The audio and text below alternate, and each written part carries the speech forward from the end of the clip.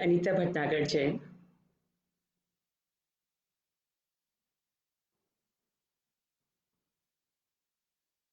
नमस्कार। मैं डॉक्टर अनीता भटनागर जैन, सेवानिवृत्त अपर मुख्य सचिव उत्तर प्रदेश, आपके समक्ष फिर से हाजिर। आप सभी युवा शिक्षक शिक्षिकाओं को मेरा नमस्कार।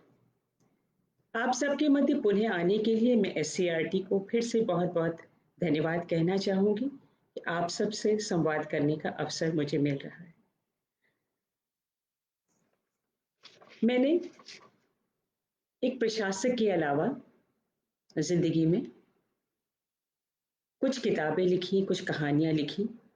करीब 50 के करीब कहानियां हैं और पुस्तकें हैं। मुख्यतः बाल साहित्य है और पर्यावरण पर कार्य किया।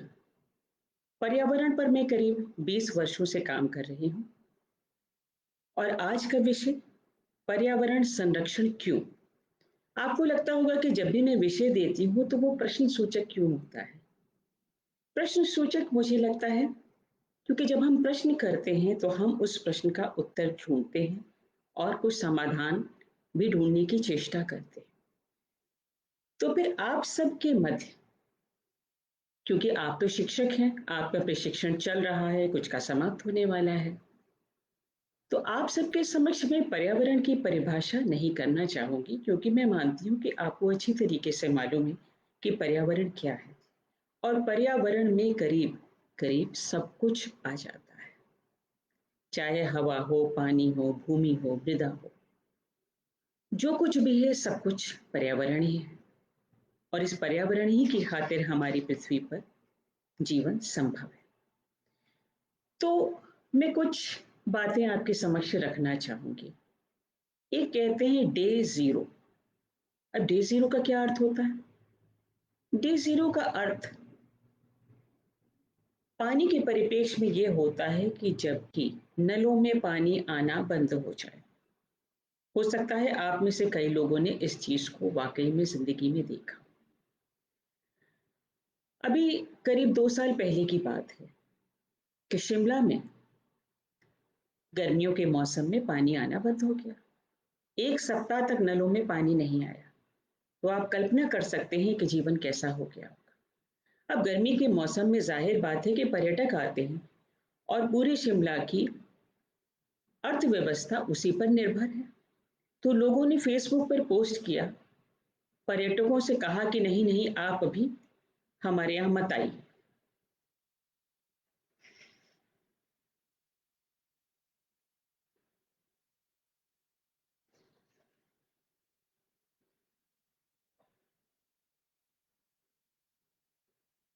कुछ टेक्निकल ग्लिच लग रहा है, मैं इसका समाधान करने की कोशिश करती हूँ।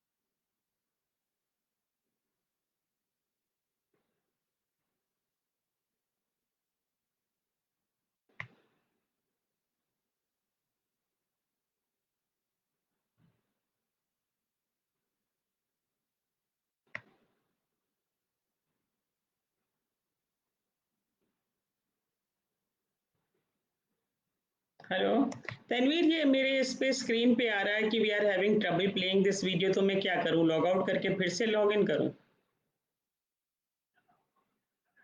चल रहा है?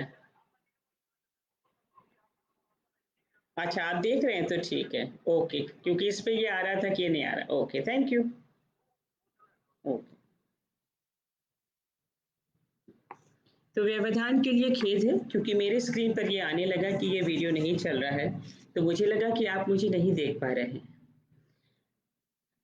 तो शिमला की जो बात मैंने आपको बताई, तो कल्पना कीजिए कि सब लोग मना कर रहे हैं कि यहाँ मत आओ। जो भी होटल हैं और पर्यटक स्थल हैं, सब एक तरीके से बंद हो गए। इसी पर बल्कि मैंने एक कहानी लिखी, गरम पहाड़। वैसे पहाड़ तो हम ठंडे ही सोचते हैं, लेकिन गरम पहाड़। और इन्हीं दिनों आसपास जंगलों में आग लग गई शिमला की। और कहाँ से पानी उठाया गया उस आग को बुझाने के लिए, भीषण आग को? पंजाब से नदियों से जाकर के पानी एयरप्लेन्स के मार्फत उठा करके, बहुत प्रयास करके वो आग बुझाई गई। जब हम ट्रेन की बात करते हैं, तो मुझे तो बचपन की याद आ जाती है। छुक छुक छुक छुक छुक, ट्रेन में बैठने का मजा था। और उस पर तो बड़ा प्यारा गाना भी है, छुक छुक गाड़ी पर। लेकिन क्या हमने आपने कभी कल्पना की थी कि ट्रेन से कौन जाएगा? क्या ये सोचा था कि ट्रेन से हम पानी पहुंचाएंगे? तो चेन्नई में क्या हुआ? चेन्नई तक रेलगाड़ियों के जरिए रोज पानी ले जाया गया। और जब वहां पर विद्यालय खुले, तो विद्यालय में बच्चों को कहा गया, क्योंकि मजबूरी थी, कि अपनी आवश्यकता के लिए वो पानी घर से साथ में लाएं। एक शहर है बेंगलुरु, बहुत सुंदर शहर, और उसको तालाबों का शहर भी कहा जाता है। लेकिन अब बेंगलुरु में वास्तव में कितने तालाब रह गए? और जब तालाब नहीं रह गए तो भूगर्भ जल बहुत नीचे गिर गया। और जैसे कि किसी ने बहुत पहले कहा था कि अगला विश्व युद्ध पानी के लिए होगा, तो विश्व युद्ध की बात तो अलग है, लेकिन जगह जगह ये दिखता है कि पानी एक बहुमूल्य संसाधन। जहां कहीं हम बात करें कि प्रदूषण की, तो विश्व के सबसे प्रदूषित शहरों में से 14 प्रदूषित शहर तो अपने देश में है। तो क्या इसका प्रभाव आप पर, मुझ पर, हम सब पर पड़ रहा है या पड़ेगा? हम सब उसी सांस में सांस ले रहे हैं, उसी हवा में सांस ले रहे हैं। तो क्या प्रदूषण का प्रभाव पड़ रहा है? कई देशों ने तो इतना तक किया कि जब जाड़े के मौसम में दिल्ली में इतना अधिक प्रदूषण था कि वहां पर सांस लेना मुश्किल हो रहा था, कि कई देशों ने अपनी एम्बेसी के लिए ये किया कि उनका दिल्ली में जो कार्यकाल है उसकी अवधि घटा दी गई, जिससे कि उनकी सेहत पर विपरीत प्रभाव ना पड़े। तो वो तो चलिए कुछ समय के लिए रहे और चले गए, लेकिन जो लोग रहते हैं उनका क्या? वो तो कहीं और नहीं जा सकते ना, अपना घर छोड़ करके। और अभी इस कोरोना महामारी में, इस समस्या के समय में, प्रकृति ने हमें कुछ चीजें दिखाई। सहारनपुर से करीब 38 वर्ष बाद हिमालय की बर्फ से ढकी हुई श्रृंखला दिखी। मतलब सब भूल गए थे कि वो श्रृंखलाएं हैं वहां, और दिख नहीं पाती। ऐसे ही दिल्ली में बहुत से लोगों ने ये कहा और फेसबुक और अन्य जगह पोस्ट करी कि चटक नीला आसमान, कितना सुंदर आसमान दिख रहा है, कितनी बढ़िया हवा हो रही।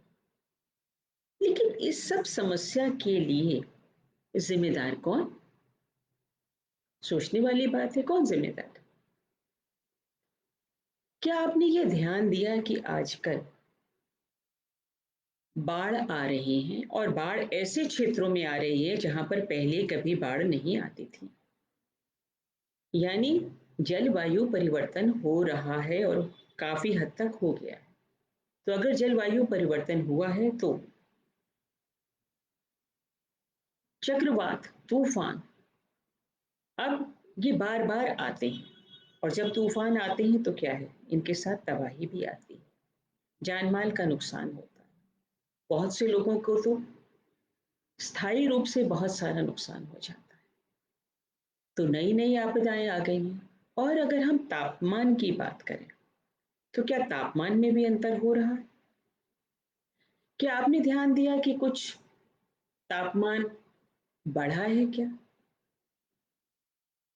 मैं आपको एक चित्र दिखाती हूँ, क्योंकि यहाँ पर तो आपको चित्र ही दिखा सकती हूँ।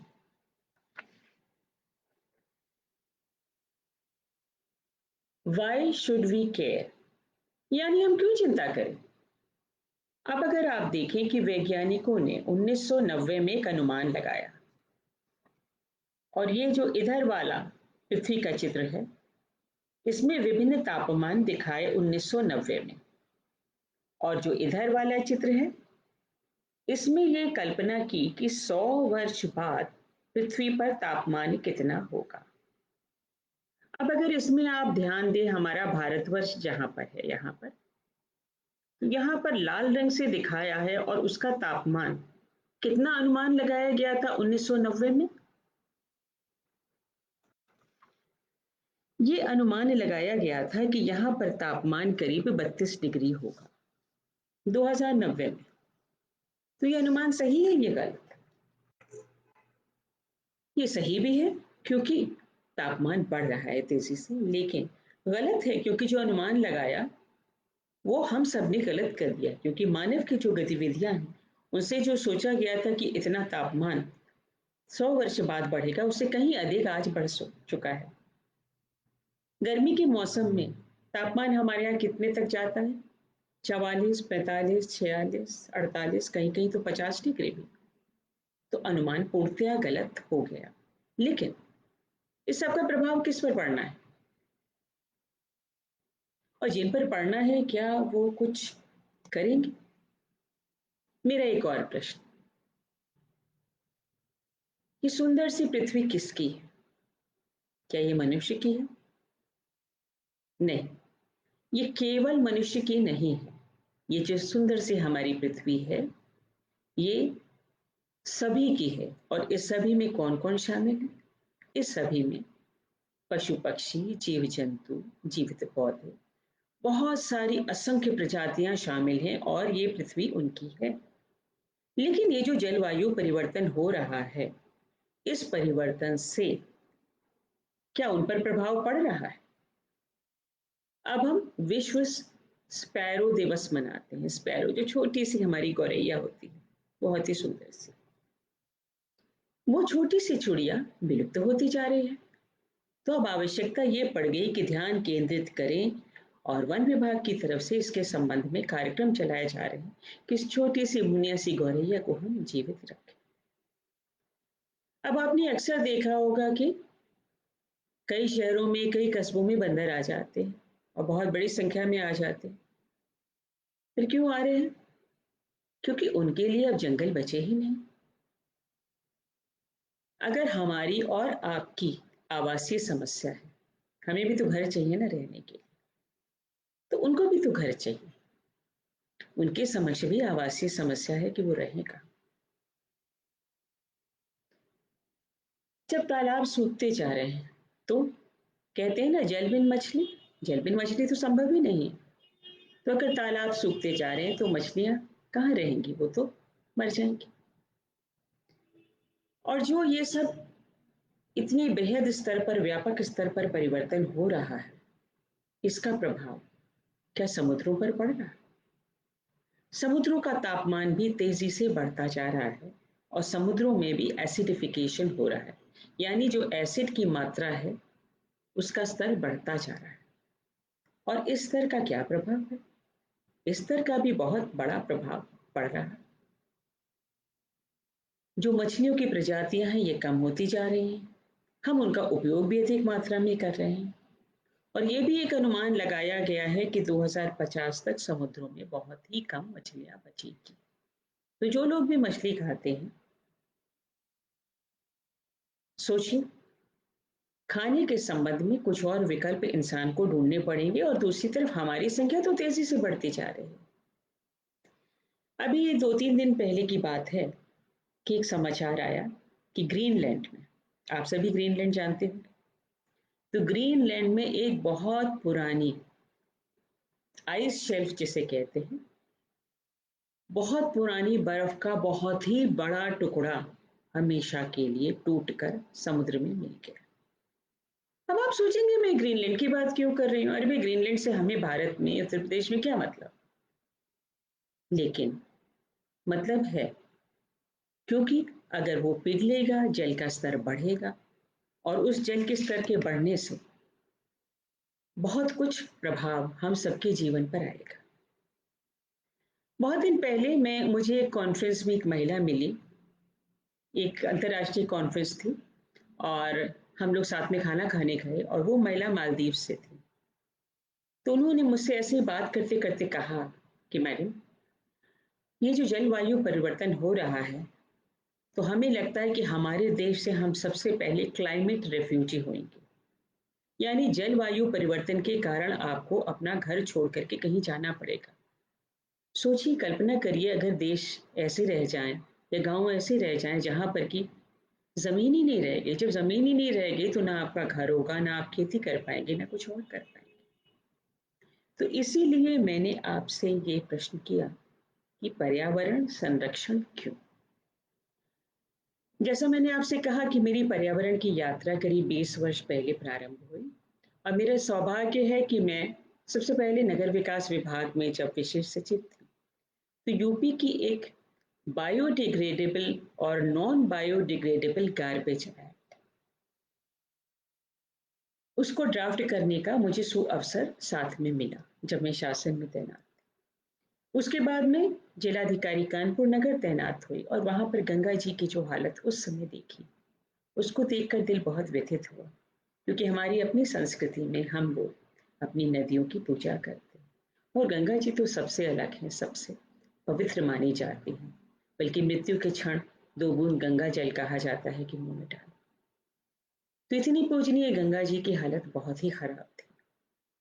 तो वहां पर मैंने एक छोटा सा प्रयास शुरू करा। मैंने स्वयं वहां के घाट साफ करने शुरू किए और कुछ लोगों को लगा कि जिलाधिकारी होकर के आप कैसे घाट साफ कर सकते हैं, अरे कूड़ा कैसे उठा सकते हैं, क्यों, सब श्रम महत्वपूर्ण है।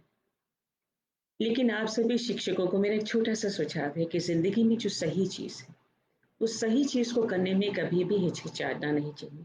अगर आपको लगता है कि वो सही है, चाहे आपके कितने भी आलोचक हों या शायद आपको अकेले ही वो कार्य करना, तो फिर वहां पर मैंने बहुत सारे विद्यालयों के सहयोग से एक बाल पर्यावरण वाहिनी बनाई।